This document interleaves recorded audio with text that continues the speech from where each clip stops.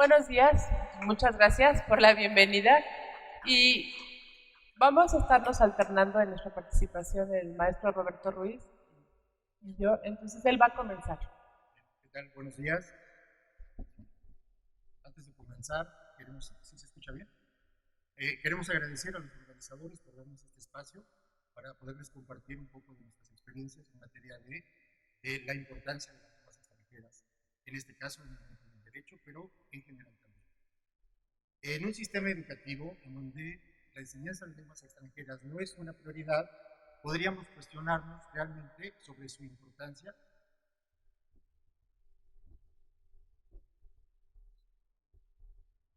y sobre si realmente vale la pena el esfuerzo y el costo de oportunidad que tiene el aprendizaje de una lengua extranjera.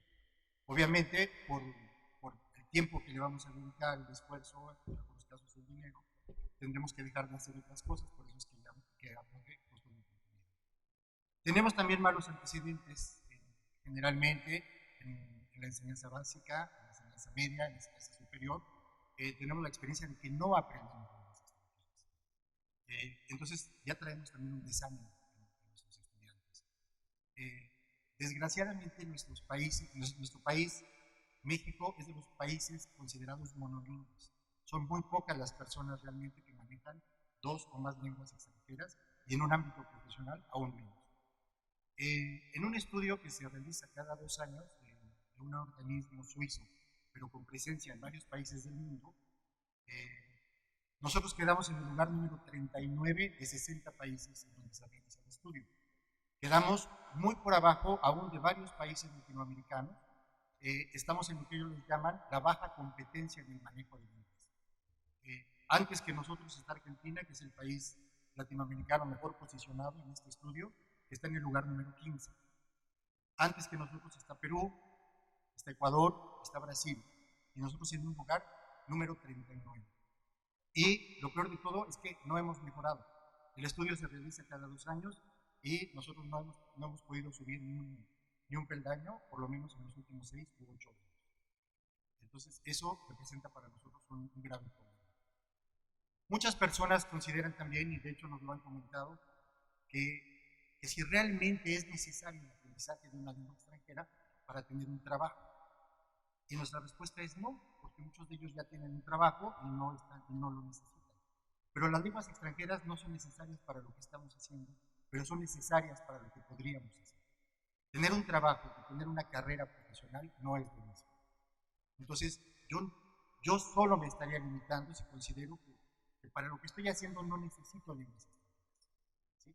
Tengo que pensar en lo que podría hacer, en los proyectos en los que me podría involucrar, en las empresas en donde podría trabajar o en qué podría aportar de nuevo a la empresa en donde ya trabajo.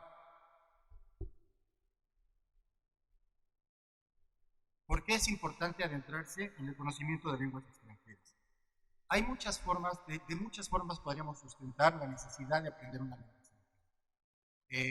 Podríamos plantearlo desde un contexto cultural, laboral, neurológico, incluso de turismo.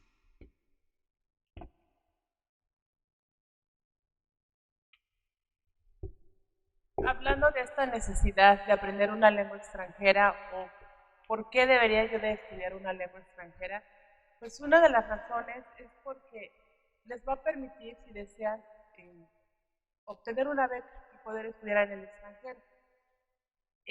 Cada año el número de estudiantes internacionales aumenta un 12%, de acuerdo a información de la UNESCO.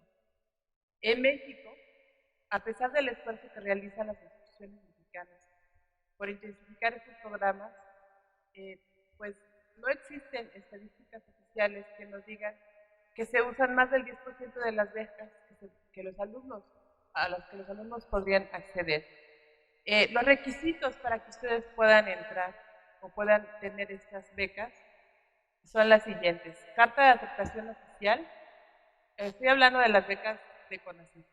Carta de aceptación oficial, formato de solicitud, constancia de título o grado académico inmediato anterior, certificado oficial de calificaciones que acrediten un promedio mínimo de 8, documento oficial que acredite la nacionalidad mexicana y copia de los certificados de conocimientos dignos.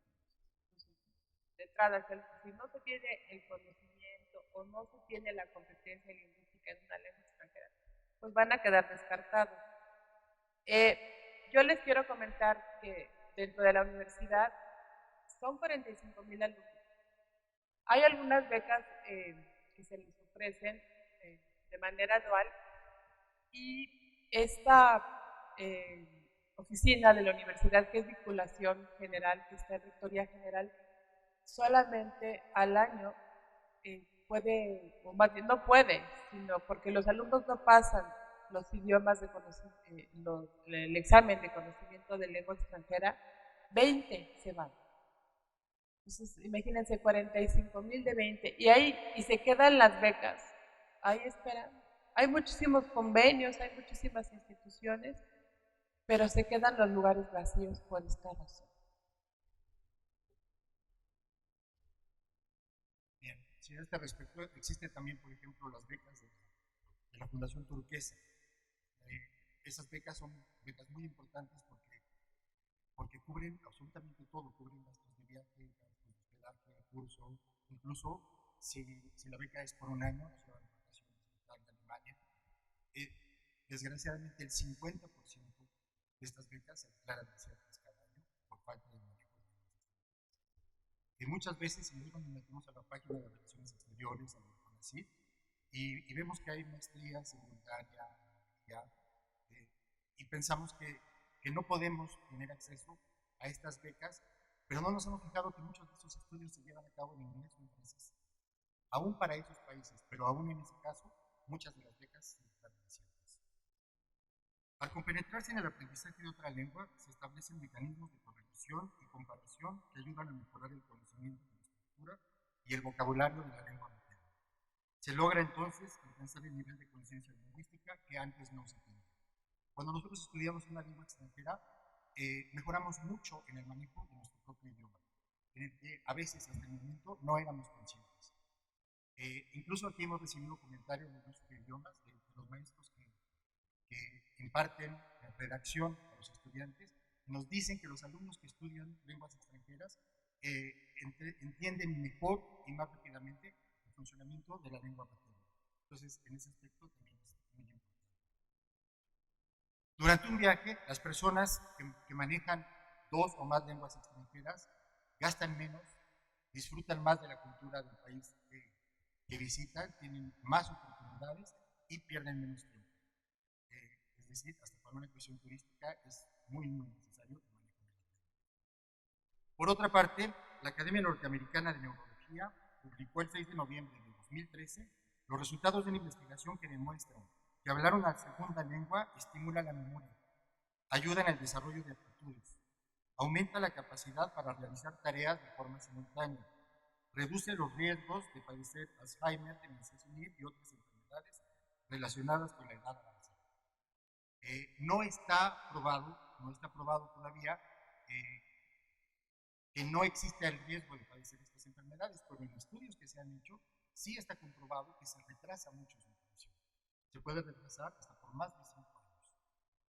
Otra investigación de la Universidad Northwestern en Illinois, centrada en los beneficios del bilingüismo, pone de manifiesto que en las personas bilingües la capacidad para ignorar el ruido e inhibir los sonidos irrelevantes es mayor, por lo que la concentración aumenta y el procesamiento de la información se realiza de manera más eficiente que en las personas monolingües.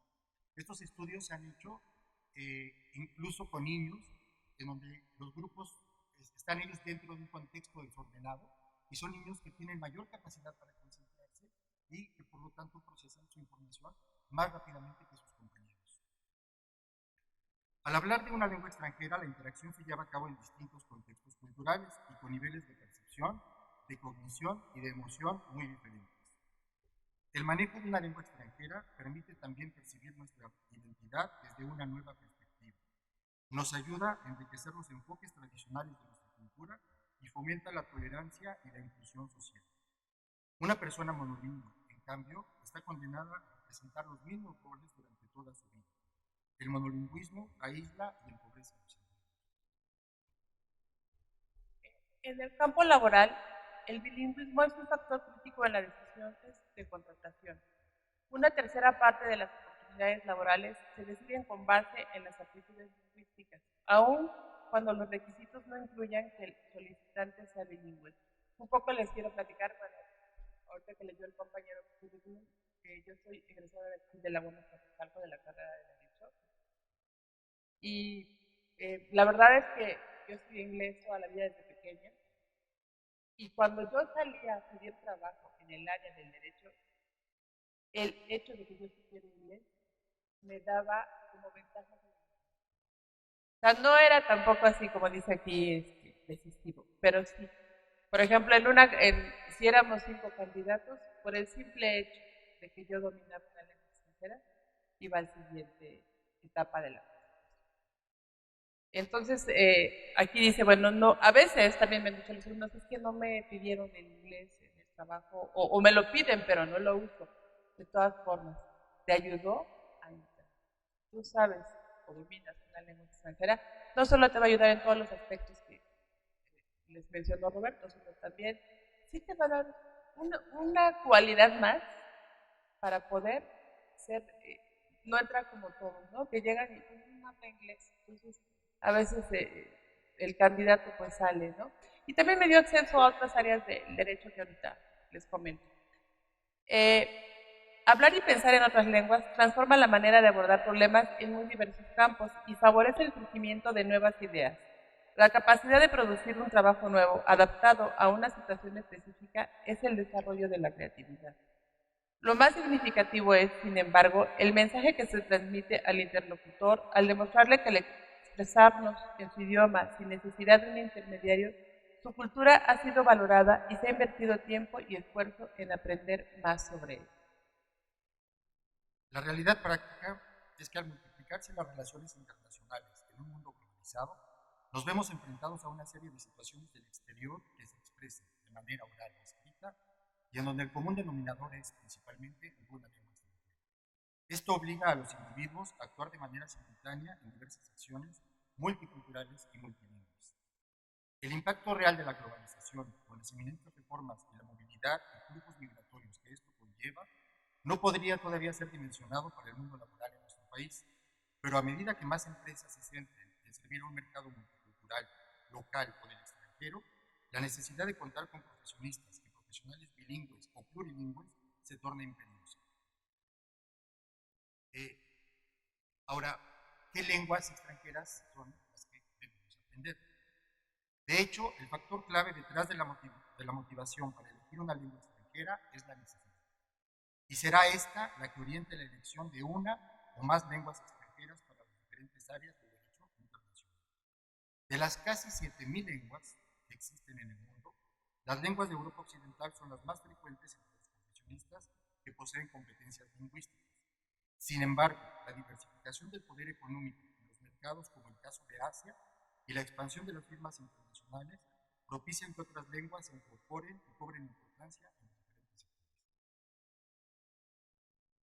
Se ha encontrado que 120 de los 189 países miembros de las Naciones Unidas prefieren utilizar el inglés como lengua de comunicación con las representaciones diplomáticas de otros países. El inglés es la lengua oficial en 52 países del mundo. Se habla en los tribunales internacionales y es usada por la mayoría de los abogados. El inglés ha cobrado una gran importancia a tal grado que la mayor parte de la literatura sobre la práctica de la ley está escrita en este idioma. El francés ha llegado a ser una lengua muy útil, especialmente en Europa. Se habla también en numerosos países de África que fueron colonizados por Francia, así como en algunas naciones asiáticas y en determinadas provincias de Norteamérica. Esta sería una excelente opción como segunda lengua para los abogados internacionales que luchan por los derechos humanos. El chino mandarín, que cuenta con más hablantes nativos que cualquier otra lengua del mundo, puede ser útil para el abogado internacional. Esta práctica de la ley internacional en China está presente en el ámbito civil, en lo inherente a los derechos humanos que enfrentan los numerosos grupos minoritarios en China. El chino mandarín es una lengua monosilábica que ofrece grandes diferencias estructurales con las lenguas de flexión como el inglés y el español. Por ello, su aprendizaje presenta serias dificultades para los occidentales. El árabe se habla en los países de Oriente Medio y gran parte del norte de África. Es un idioma importante y posee el sexto lugar entre las lenguas que se hablan en el orbe. Debido a su creciente influencia económica, social y religiosa, el conocimiento de esta lengua sería útil en el derecho internacional. Otras lenguas como el español, el ruso, el japonés, el alemán y el portugués, entre otras, también podrían ser de utilidad para los abogados internacionales. Cada una de estas lenguas tienen un gran número de hablantes nativos y no nativos en todo el mundo. Aprender alguna de ellas permitirá a los abogados desenvolverse mejor en la comunidad del derecho internacional. La mayoría de los organismos internacionales y múltiples empresas supranacionales, formadas por miembros provenientes de regiones lingüísticas y culturales diversas, han atribuido un estatus legal a una o varias lenguas oficiales y de trabajo, como principal medio de comunicación. Las lenguas de trabajo poseen una importancia equivalente a las lenguas oficiales, porque son las responsables de obtener resultados eficaces y eficientes, así como de la pertinencia del significado en las diversas culturas. Estos organismos y estas empresas que tienen sedes en varios países del mundo o que son empresas que pertenecen a varios países, por ejemplo, ahora que se vendió la cervecería Modelo, la compró una empresa belga fusionada con una empresa brasileña. Entonces ellos se enfrentan a la problemática de en qué idioma van a comunicarse. Tienen que establecer una lengua de trabajo. Si tienen sedes o si tienen plantas en varios países del mundo, sería muy difícil que todos los comunicados y las juntas se pudieran dar en todos estos idiomas. Es esa la razón por la que se establece una lengua de trabajo o una lengua oficial. La Secretaría de la Organización de las Naciones Unidas, la ONU, posee dos lenguas de trabajo, el inglés y el francés. La Comisión Europea de la Unión Europea posee tres lenguas de trabajo, inglés, francés y alemán.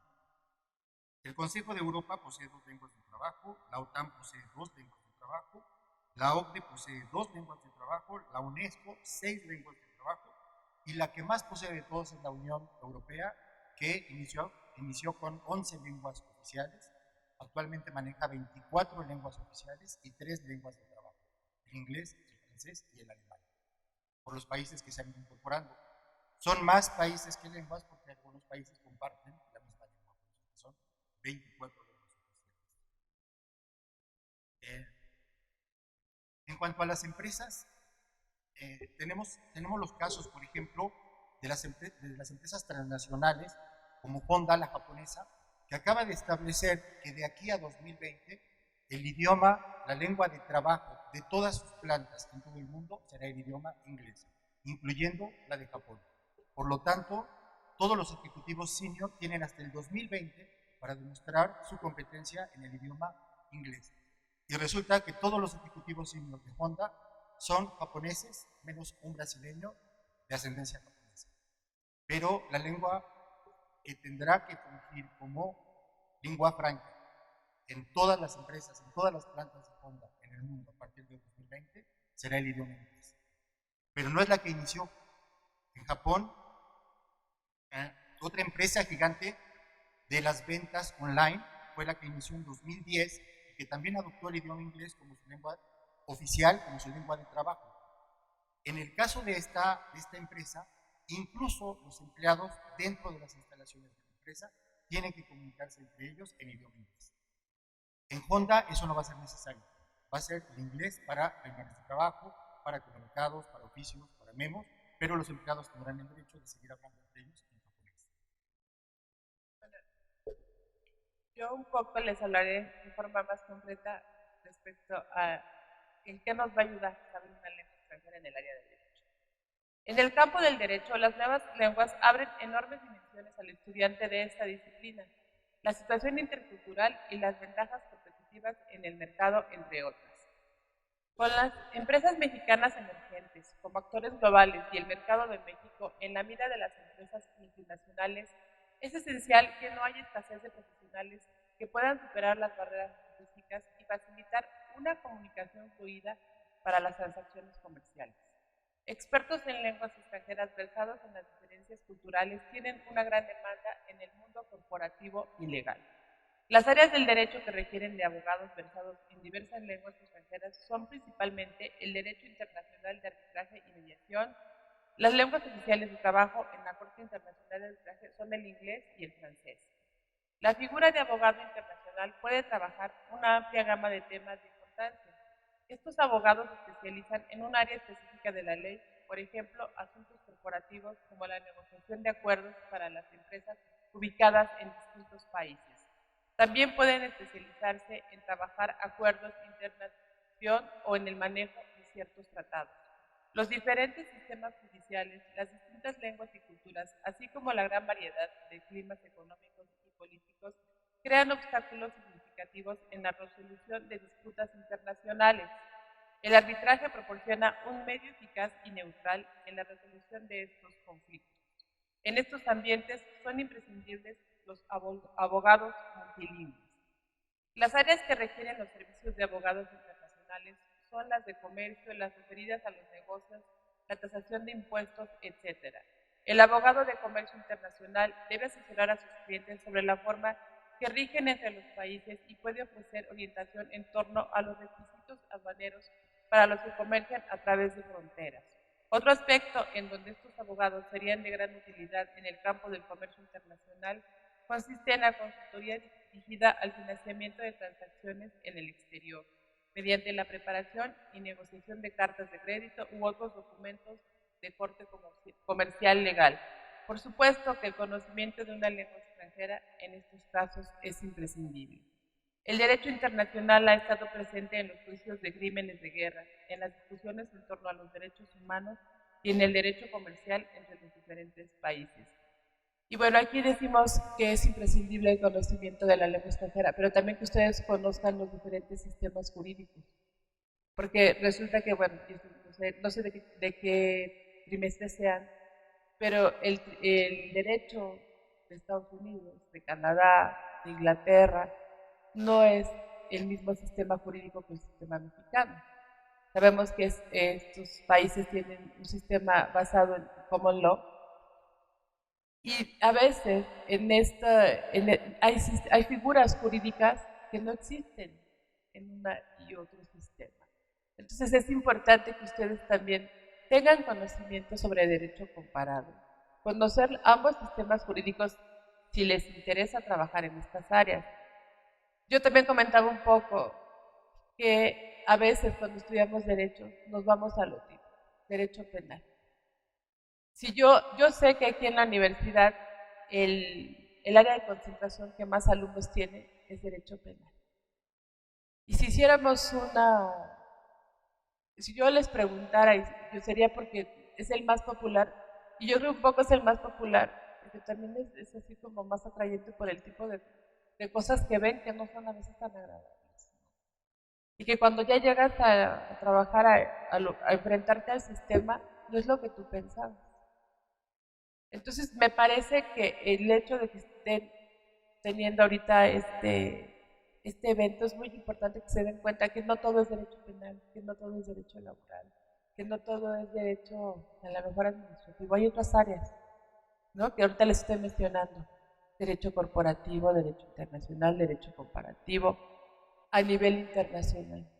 Yo cuando salí de la universidad me fui a derecho penal, yo soy de esa área, pero no trabajé mucho. Entonces, de veras, para mí fue muy difícil ver la decepción, fue decepcionante un poco el sistema. Y trabajé en el área corporativa en patentes y marcas. ¿Qué hacíamos? Nosotros, bueno, pues teníamos que tratar con empresas internacionales para registrar patentes, marcas o incluso llevar juicios. También ahí no todo lo corporativo es administrativo. También ahí llevábamos nosotros litigios, pues porque a veces las marcas alguien ya la tenía registrada o resulta que es la mía y se parece. Entonces son campos que son amplios y que no los conocemos. Entonces yo los invito un poco que ojalá después de nuestra plática también no solo piensen, bueno, la lengua extranjera igual la tengo que cumplir como requisito, que piensen que les puede dar acceso a otras áreas. Que piensen, porque la verdad también la cuestión de trabajo está difícil. Y si van a seguir en laboral, en civil, está saturado, chavos. Vayan pensando en otras áreas que se van a abrir. También porque en nuestro país, no sé si afortunadamente o desgraciadamente, no sé, depende cómo lo quieran ver, se está abriendo a que vengan las empresas a México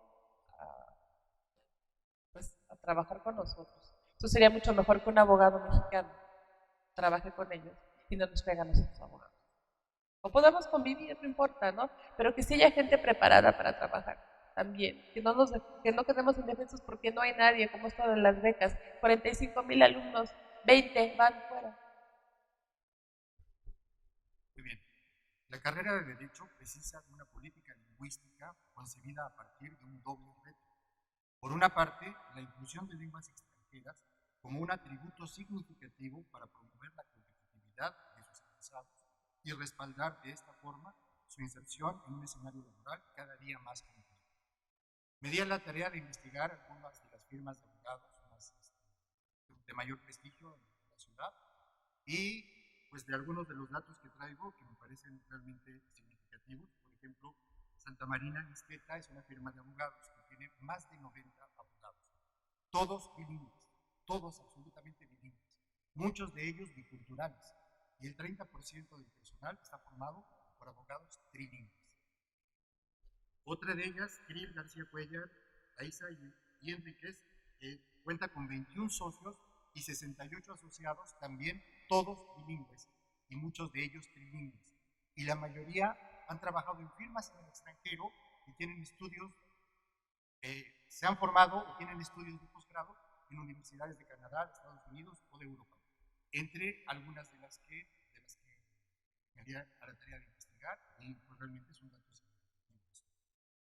El doble reto es por lo siguiente, es porque ya vamos un poco atrasados. Estamos cuestionándonos ahorita la importancia de una lengua extranjera cuando ya tendríamos que estar pensando en una lengua específica, en una lengua por objetivos específicos del derecho, porque ustedes se van a enfrentar a ese doble reto. Ojalá necesitáramos el idioma para ir a pedir una crepa en Francia. Lo necesitamos para trabajar, para hacer acuerdos, para redactar, para escribir. Las terminologías son muy diferentes, aún en lengua materna. Dos interlocutores no van a entender los mismos términos de la misma manera porque tenemos referentes culturales diferentes, aún en nuestra lengua materna. Simplemente para ustedes, por ejemplo, en derecho, ¿qué es el domicilio? También me di a la tarea de investigarlo. El domicilio de las personas físicas para el derecho civil es el lugar donde residen habitualmente.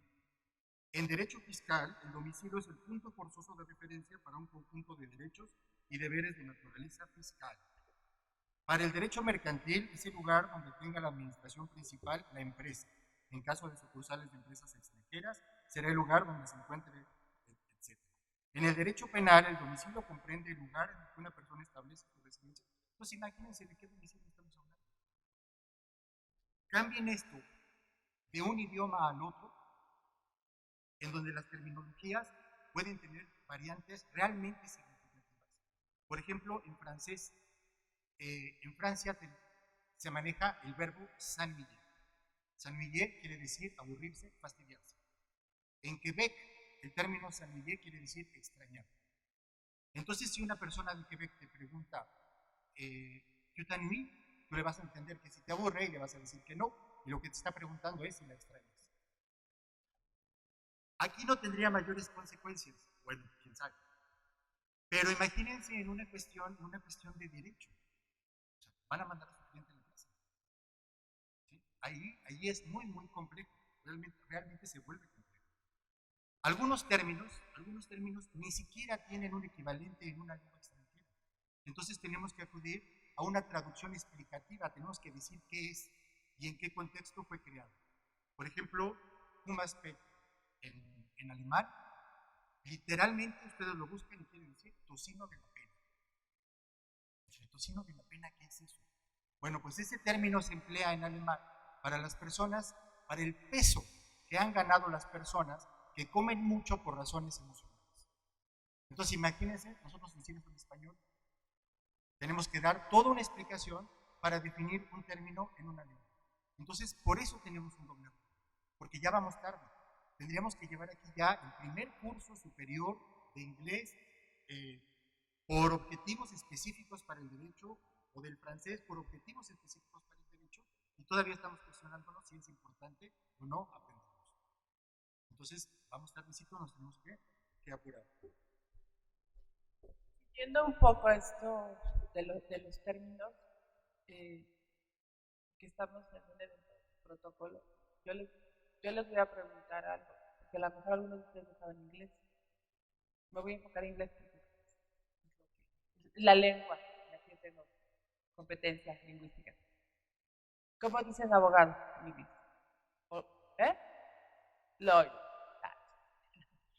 Miren, lawyer, si van a hacer, imagínense que tengan que hacer sus tarjetitas de presentación y dicen, yo las quiero bilingüe porque voy a un congreso internacional. Y yo quiero quedar muy bien. ¿Ok? Si ponen lawyer, no está bien. ¿Qué es un lawyer? ¿Qué se tiene un lawyer en Estados Unidos y en algunos países anglosajones? Es aquel que estudió Derecho, terminó su carrera, pero no litiga. No ha pasado el examen, que recuerden que en Estados Unidos, no sepan, para tú poder litigar, primero tienes que pasar una serie de casos como aprobar para poder tener el título de Attorney in Law. Entonces, los que quieran hacer su tarjeta internacional y que esté bien, van a ponerle Attorney in Law. Si le ponen Lawyer, nos está hablando de varias cosas. Una, no saben inglés, o a lo mejor saben, pero no tienen esa competencia intercultural, ¿no? Y aparte del conocimiento del derecho, nos dice muchas cosas esa pequeña traducción. Entonces, lo que dice Roberto es fundamental, y yo vuelvo a insistir, en este caso es, como estudiante de derecho, debo de conocer ciertas cosas mínimas, si quiero, como ahorita lo que les acabo de decir. Porque, pues, pretendemos que nuestros alumnos de la UAM den muy buena cara al mundo, ¿no? Y nos representen, pues, muy bien. Otro ejemplo, que esto ya es más complicado y que está hablando, también tiene que ver con la traducción de lo que les dijo Roberto. Han escuchado, en el derecho anglosajón existe una figura en Estados Unidos que se llama tort. ¿Han escuchado tort? ¿Alguien? No. ¿Qué es un tort? Les voy a decir qué es. Han escuchado, y eso es muy famoso, que cuando me tomé el café caliente demandé a McDonald's. ¿Sí han escuchado eso? Y que les pagan millonadas por eso, o que me caí en el súper del Walmart, me resbalé y también me pagaron. Bueno, esa figura jurídica no hay un equivalente en España. Mucha gente podría decir, y podríamos aceptarlo como dice Roberto, como nada más un poco explicarlo, que es hacer una acción civil por daños y perjuicios, pero no es el equivalente porque en Estados Unidos es más bien un agravio o ilícito civil cometido por una persona legalmente responsable, llamado tortfeasor, que causa un perjuicio, un daño o una pérdida a un tercero y que tiene, además de responsabilidad civil, también tiene responsabilidad penal. Entonces, si se dan cuenta, es demasiado largo. No podemos decir tort, acción civil. No puede ser.